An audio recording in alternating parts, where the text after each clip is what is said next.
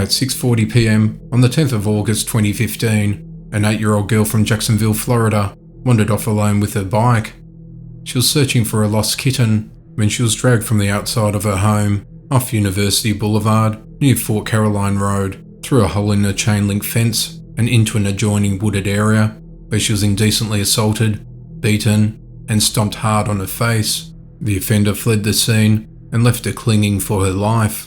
A shocked neighbour contacted 911 after seeing a dazed girl coming from the woods, completely devoid of clothing and covered in blood. First responders arrived at the crime scene, where evidence was collected and the little girl was rushed to hospital. She underwent hours of surgery to repair injuries to her lower body, as well as her face.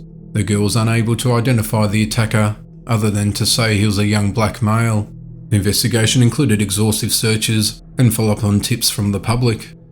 In addition, 75 pieces of evidence were submitted to the crime lab for testing, but only a partial DNA profile could be developed, and it was insufficient to identify a suspect. Despite all the hard work from the law officials, the case quickly went cold.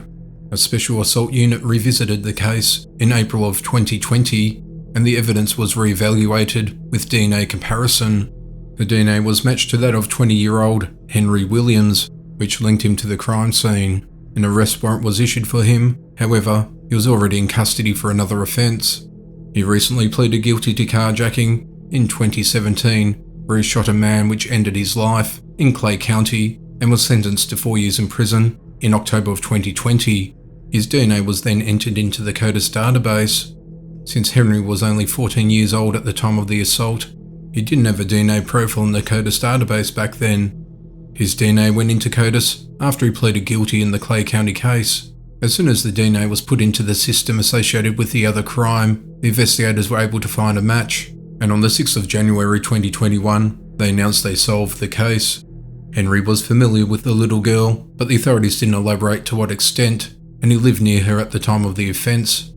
Retired Detective Larry Baker, who was the lead investigator in the case, was emotional about the arrest, saying the case was the only one I lost sleep over. "No case has ever impacted me like this one has," Baker said. He said it was especially hard for him to retire without it being solved, and he's sleeping better now. Henry has been shifted to the Duval County Jail, and he'll be tried as an adult and faces charges of indecent assault and battery charges, with the possibility of life in prison.